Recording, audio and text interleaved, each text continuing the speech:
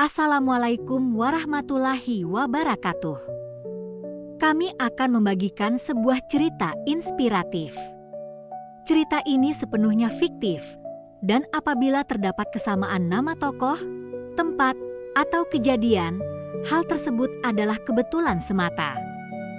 Hujan turun dengan deras malam itu, membasahi aspal jalan kecil yang sunyi. Di bawah temaram lampu jalan yang berkedip-kedip, seorang pria muda bernama Dimas berdiri memegang payung yang robek di salah satu ujungnya. Wajahnya basah, bukan hanya oleh hujan, tetapi juga oleh air mata yang tak sanggup ia tahan. Hidup Dimas telah menjadi rangkaian dari kegagalan demi kegagalan. Ia pernah mencoba membuka warung kopi kecil, tetapi harus gulung tikar karena pandemi. Ia pernah menjadi kurir makanan, tetapi kehilangan pekerjaannya setelah motornya dicuri. Kini, ia hanya memiliki satu hal yang tersisa, mimpi.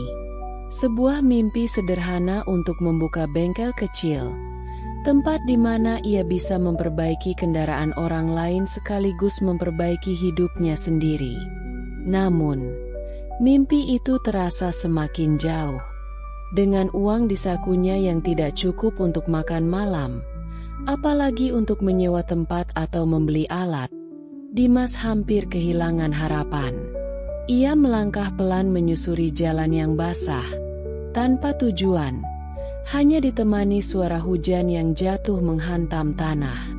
Di ujung jalan itu, Dimas melihat sebuah bengkel tua yang sudah lama tutup. Pintu dan jendelanya dipaku rapat, dan catnya mengelupas dimakan waktu.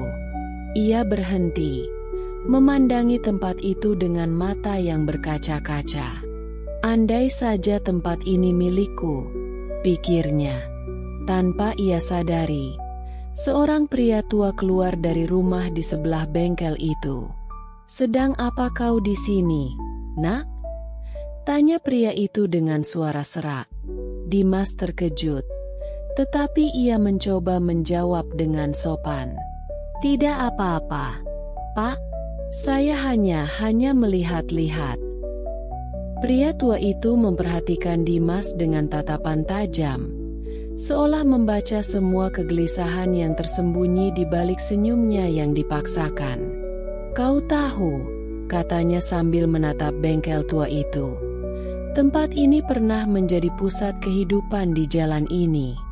Aku dulu memperbaiki mobil, motor, bahkan sepeda anak-anak di sini. Tapi waktu telah berubah, dan aku sudah terlalu tua untuk melanjutkannya." Dimas terdiam. Ada sesuatu dalam suara pria tua itu yang membuatnya merasa nyaman, seperti berbicara dengan seorang kakek yang bijaksana. "Saya dulu juga bercita-cita punya bengkel sendiri, Pak," katanya akhirnya. "Tapi hidup tidak selalu berjalan sesuai rencana." Pria tua itu tersenyum tipis. "Mimpi adalah hal yang baik, nak. Tapi yang lebih penting adalah keberanian untuk mencoba lagi, bahkan setelah gagal berkali-kali." Percakapan itu berakhir dengan pria tua itu mengundang Dimas masuk rumahnya untuk menghangatkan diri. Mereka berbicara sepanjang malam, berbagi cerita tentang kehidupan, mimpi, dan perjuangan. Dimas menceritakan bagaimana ia kehilangan segalanya, tetapi tetap ingin mencoba sekali lagi.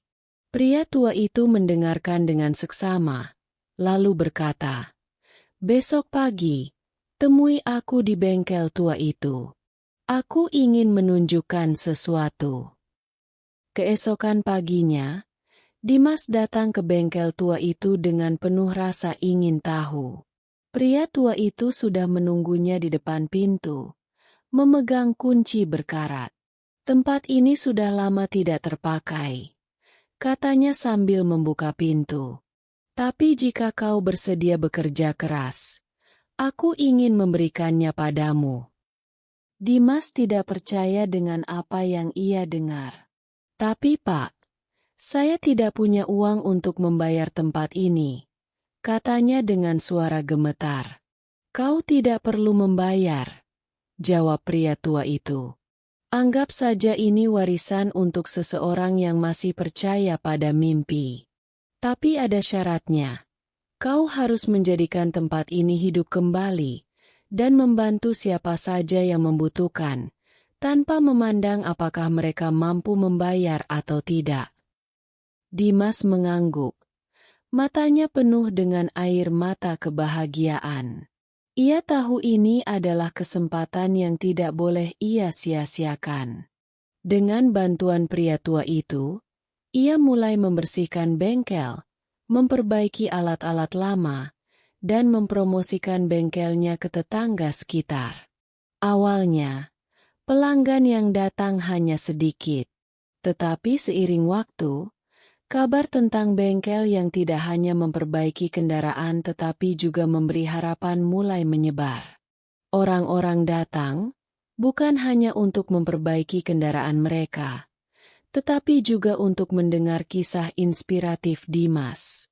Bengkel itu menjadi pusat komunitas, tempat di mana orang-orang saling membantu dan berbagi. Bengkel itu diberi nama Harapan di Ujung Jalan, sebagai pengingat bahwa tidak peduli seberapa sulit perjalanan hidup, selalu ada harapan menanti di akhir jalan. Dengan kerja keras dan ketulusan hati, Dimas berhasil mengubah hidupnya, sekaligus hidup banyak orang di sekitarnya. Kini, bengkel itu tidak hanya dikenal di kotanya, tetapi juga menjadi simbol perjuangan dan harapan bagi mereka yang merasa hidup telah memojokkan mereka. Dan Dimas? Ia selalu mengingat kata-kata pria tua itu. Mimpi itu baik, tapi keberanian untuk mencoba lagi adalah segalanya.